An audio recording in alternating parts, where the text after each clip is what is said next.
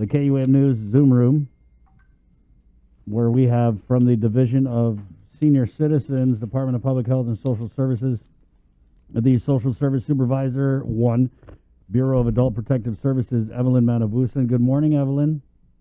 Good morning, Chris. And the Acting Senior Citizens Administrator, Charlene San Nicolas. Good morning, Sharon. Thanks for coming back. Morning, Chris. Morning. And so, go ahead. Oh no, when we talked with you last week, we were asking questions about adult protective services, and because we heard about what happened with child protective services. So normally we wanted to follow up on what's been happening with APS, and so we were asking about referrals and whether or not there was a similar backlog that was experienced with CPS. So thank you for coming on and providing us this information. We can begin with Shar or Evelyn. Okay. Good morning. Good morning. What I wanted to just discuss this morning is about the Adult Protective Services, of course, the Division of Senior Citizens. In that, the protective services for adults are handled by our social workers that we have, who are on board, who go out and investigate any of the referrals that come in. I know that you talked about wanting to know the types of referrals and where we are at now with that. Currently, from the beginning of this fiscal year, we have had 127 referrals provided to us from various areas within Guam. So what we wanted to do was take a look at the 127. Of course, we go out as social workers to investigate and to follow up on what is happening within the homes, what we can do to provide supportive services to them. Should there be a need to continue services, or should we find that these individuals actually have substantiated their case? And if so, if any of the referrals have been substantiated, I think that you had talked about with Charlene the financial aspect of it. Let's say that we take a look at a manangko that has come to our doors. Somebody had referred this individual because there was being a financial abuse. So in that respect, we go out, and if we do substantiate that there is, in fact, a cause that this is happening in the home, that the manangko has been abused financially, then our duty is to then write up a declaration and send that to the Attorney General's office. We want to make sure that once the Attorney General gets some of the information that we have provided to them, from that, then they are able to do their own investigation, see whether or not this does need to go to court, does need to have a trial of some sort, or to help the elderly or the adult with a disability, whichever the case may be, to find some sort of that this case has in fact been substantiated, and this in fact has happened to the individual. You said 127 referrals. Is that just this year? Yeah. Just this year, beginning of the fiscal year in October to present. So we do have 127 that we have received. What about last fiscal year? Last year, 2021, we have had 2020. I'm sorry, 2020. We had a total of 261. So that was the total for the full year. And we have a breakdown if you'd like. Yes. We do service 7 types of abuses on island. We will start with the emotional and psychological abuse, which was the number one abuse that occurred to our elderly adults with a disability last year. So secondly is our financial property exploitation of our elderly. And the third is neglect. Usually emotional financial neglect usually run the highest within every year. Financial had been the highest previous years. And just last year, we looked at our stats, and what had happened was that there was more emotional psychological abuse that was happening. And that may be due in part to the pandemic. That may be due in part to people being home more often with the elder. A lot of things are closing. Elders to maybe our senior centers, our day centers are now home. So things are happening with the home that you require us to go and require us to see why that the emotional and psychological state of our manangko and our adults with disabilities are compromised in their home. So the top 3 last year was emotional, financial, and neglect. So with those 261 cases from last year, were they all vetted and addressed, or any forwarded over to the court? They were all addressed, and there were about, I believe, five maybe that were sent and determined as needing further attention and sent to the AGs. We're currently wanting to work closely now again with the Attorney General's office to kind of see what we could do in terms of these cases that come to us that may be needing more attention, more investigation, maybe needing the court system to step in. We want to be able to make sure that, of course, that nobody falls through the cracks here, and that we are addressing these issues, however big or small they may be, however it may be turning out. And as you know, each case is different, it is challenging in its sense, and it just all depends on what we see when we go out to do the investigations on these cases. Mm-hmm. And so majority of those were all vetted for 2020. So here we are, 2021, and you received 127 referrals. And so, just what are the types of the complaints and the types of abuse for these 127? Do you have a breakdown of that? Sure. For this year, I did for 2021. Let me just pull that up for you. I did. This one.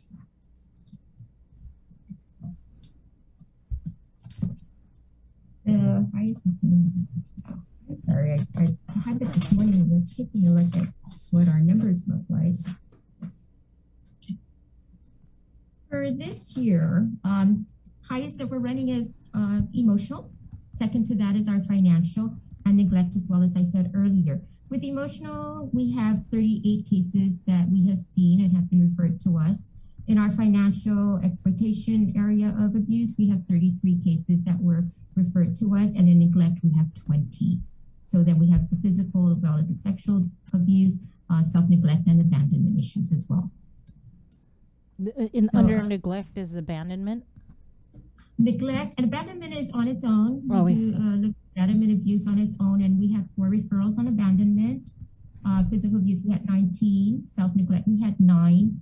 And of course, sexual abuse, we had 1. For a total of the 124, we had 3 that were inappropriately referred to us. That gives you a total of year 127 for the year so far. Mm-hmm. So when you say like neglect and abandonment, what kind of what does it consist of? And yeah, so with abandonment, we're looking at, let's say you have an elderly individual who has a caretaker. So that caretaker, is with them either day in or day out. And so just one day the caretaker just did not show up or doesn't want to do caretaking roles anymore, and has left the elder or has left the individual adult with a disability alone at home. And if we had a referral, we go out to see what is going on. And most likely some of the cases that we've seen in abandonment are just that the caretakers are having a difficulty. And it's been that they've been doing this for so long. Maybe they need some respite. Maybe they need an outlook or something that they could go to where somebody can help them. So then we'll look at other services that we have. Maybe we have some in-home services that they can avail of, or we have other respite care services out there in the community that can avail of. And then we kind of work that way into that home so that this individual is not alone. We certainly don't want to have any referrals that we have and have individuals or our uncle stay home alone or not being taken care of. We do see those happen often, and we're there to provide whatever supports necessary to continue that they are taken care of. Mm-hmm. Are any of these like repeat cases? Some of them are, yes, and sadly to say, yes, that some of them, if we provided some services and it falls through the cracks, we just need to make sure that as we connect them to these services and as we connect them to maybe our case management services, that the case managers will continue to monitor, continue to make sure. But that does happen. Sometimes we do get these people that come back and our referrals are re-referred again after a lot of supports have been provided to them. What do you think needs to be done? Because these numbers, 127 just for this year This year alone. alone. It's Yeah. April, so Yeah. It's it's only almost 6 months into the year, and we've got really a high number. And what I've always thought is that, of course, we need to be out there doing more education and having people understand that when they're caretakers, when they do have a problem, or before it gets to the point where they're abusive state, they're either verbally abusing our manamko, or they're slapping them, or they're just not being respectful. We need to get in there and try to see how we could be more of assistance. I always think that if we could go out there and be more educational, proactive, have people know that there are other supports that they can avail themselves to, so that they don't feel like they're all alone. And a lot of times it's that feeling of I've been doing this for so long. How can I change this? How, and just kind of looking at that family unit once again.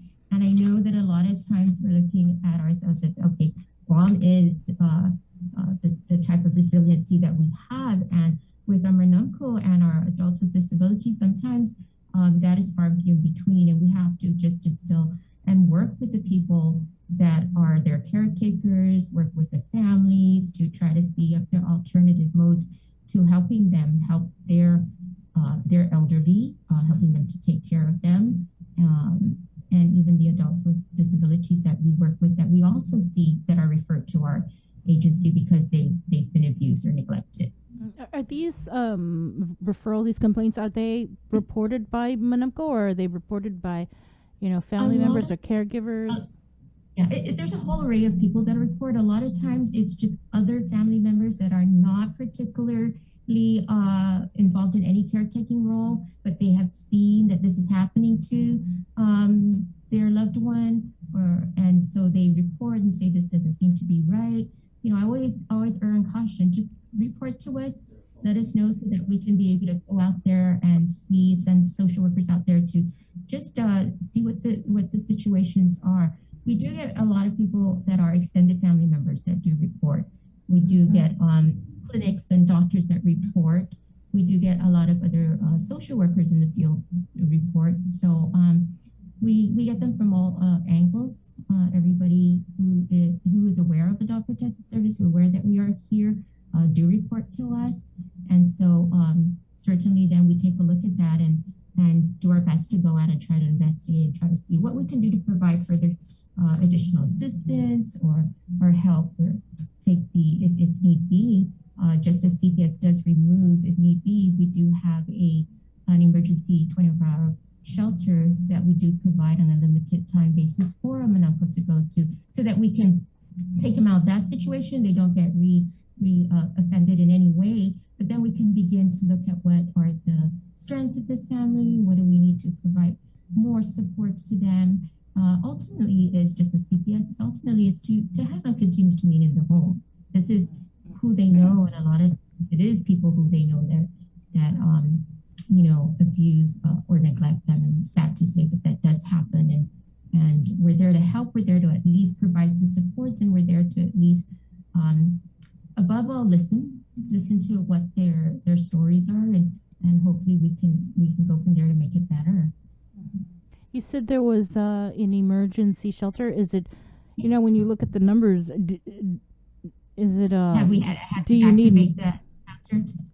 Yeah, the emergency shelter that we operate is, of course, just 24 hours, 7 days a week. We do have staffing there. We've had to have some of our Manamco population do come and access that service so we can help them. And currently, we do have some in the shelter at this time, and so we're providing supports and trying to work with families so that when they do return, are able to return or find other alternatives, working possibly with the Office of the Public Guardian, should they need a guardian to continue once they have to leave the shelter. The shelter is limited term, however, but we provide the service extended should we need to.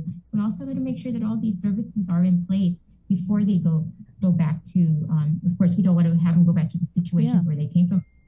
Nothing has ever happened. Of course, we want to make sure that families are understanding of what needs to happen. Changes need to be made. And all along, we want to make sure that our manako and our adults with disabilities are cared for. The best we could do. Have you ever seen a case where somebody has been actually prosecuted for elderly abuse, sent to jail, fined, or anything like that? I mean, I haven't seen that yet. We have sent declarations to the Attorney General's office. We have followed up, but we have not, and I have not, in my knowledge, seen that they've actually be prosecuted and extent. The full extent of the law has been handed down to this individual. Not that I have seen at this time. Wow, something that we should take a look at and probably see what we need to do in investigations and making sure that things are properly documented, properly provided to the AG, so that these hopefully don't fall to the cracks, but that they continue to be there and really nothing. I mean, last year 261. That's almost one a day. A report of elderly abuse. 127 this year. Right, and not all those cases go to the Attorney General's office. When we say 200 some cases, we've seen all those cases. We've gone out, and not all of them do go. A lot of times, it's with the assistance of what the social workers do within that family home. Then the supports that are needed are provided, and therefore no further action is needed in terms of sending them to AGs. It's those cases where clearly there was instances where if it was a financial abuse, clearly there are instances where the elderly finances, property, or whatnot was actually taken away from them, and documentations were in the changeover for deeds and everything happened. And so we then forward those. Not everything goes to the Attorney General's office, and of course, a lot deals with consenting of our manako and our adults with disabilities. A lot of times, if they do not consent for any investigation, do not consent for us to continue, that is where it is, and we cannot move forward if they don't consent to it. Our services are open to everybody, but they also have to consent also for us to do investigations on their family. And a lot of times, sometimes they don't want that. They just want us to talk to them, listen to them, have my son or daughter know that this is not right. And so that's what we do at this point in time. Do you guys have enough staff at Adult Protective Services? We're always needing staff in that regard. Right now, yes, we're in the process of picking up additional 2 social workers, which will be beneficial to the current staffing that we have. But always looking for staff. People, of course, this is a hard job to be at. It's not made for everybody. And yes, we do have the turnarounds that we do, and we do see people come and go, and we understand. You can do so much to give of yourself as a social worker to these individuals who are abused or neglected, and sometimes it does take a toll on us as well. So yes, we're always looking for new people to join our team. We welcome any social worker who would like to. As I said, it's really difficult work. The things that we have to see and have to talk with family members are something that is not really openly discussed. Sometimes you just can't go into Ananta's home and say, hey, is this what we hear is happening? And of course, right off the bat, they will say, no, this is not happening, please. And a lot of times it's because it's their own family members that are doing this to them. And sometimes they say, who's going to take care of me after this, right? And a lot of times they let it happen because of the fact that they're afraid. Sometimes they don't know that this is actually abuse and this is actually not right. And so as we get more awareness out there, as we get more education out there and understanding, and they're more willing to say, okay, this has to stop. sometimes it has to stop, and it has to sometimes be a point where else to go, right? Where could we turn to? You're here, you're trying to help me. What can you do to help me? But more than that, we have a lot of the monopoles and a lot of the adults with disabilities that say no for the fear factor. And then we do connect them with, case management services. We do connect them with somebody who will continue to be there to with them to listen to what is going on, so that one day may be the day that we will be able to make things right for them. All right. Is there a hotline number that you guys have? Oh yes, we do have a crisis intervention hotline, which is running out of the Serena Dodge, which is our temporary shelter, and the crisis hotline number is 632-8853. And anybody after hours, weekends, holidays, when we are not present here, they can call. They can call that number. Somebody will answer that number, take down their information. They also assist with the APS after hours. So we can be contacted. They can contact somebody. There is a social worker assigned to that emergency receiving home, who is then contacted and then does his job in order to follow through. And then then we get contacted the next working day regarding any of the referrals or any of the calls that may have come in overnight, weekends and holidays. And then we have partnered with our emergency receiving home to then address these issues. All right. Evelyn, Charlene, thank you so much for giving us this update. Oh, thank you for giving us the opportunity. It's always a pleasure to be able to be out there to talk and be able to just impress upon the community that it does happen out there. There are people out there that will be able to help your nanas and your tatas and your adults with disabilities. But it is just that we are there to listen. We're there to provide whatever supports we can. And thank you very much for that opportunity. Thank you. Well, we should do this more often. All right. We should. We could partner and do more educational awarenesses and just be out there, because really, we all grew up in Guam. We all know that we love our nanas and our tatas, but what's really, really lacking that I see is the respect. Yeah. And so if we can just bring back that respect back to them, give them what we want, they are our forefathers. They are who we live for.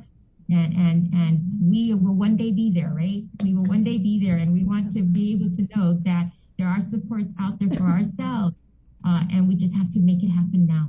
Yes.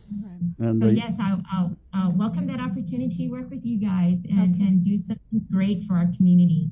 All right. Thank you so much. Thank you. Stay safe. You. We'll bring you on again in a couple weeks. I'll message you on the WhatsApp. Okay. Thank you, Star. Okay. Bye, Evelyn. Thank you. Bye. There you go. Yeah, I definitely need to restore that respect and just 127 referrals of elderly abuse just for this year. So it's only April. Yeah. And the highest was the emotional abuse, and then followed by financial, and then neglect. And last year it was 260 something, I believe. Man, my mom was a caregiver for Catholic Social Services, and they would go around and take care of elderly for families that couldn't afford to have them, hospitalized long term or what. And just some of the stories that they would say when they do like their initial checkup. And sometimes it's because the family just doesn't know anything about, how to handle long term bedridden care. Other times it's because everyone's working, and then even other times, tragically, it's intentional. Because people are just jerks. 9:45. We're going to take our super quick break. Come back with Senator Clint Rigel next on The Link. Good morning. GU Self-Storage, conveniently located near the Harmon McDonald's. We offer affordable rates, online payments, and auto bill pay for your convenience. Plus gate access daily from 6 a.m. to 9 p.m. Call us today at 648-7867 for more information. Get the job done the right way by getting the right stuff at East West Rental Center. With years of experience helping builders, we definitely got what you need. Call 646-1463 or visit us in Upper Tumon. Open Monday to Saturday from 7 a.m. to 5 p.m. and on Sundays from 8 a.m. to 5 p.m.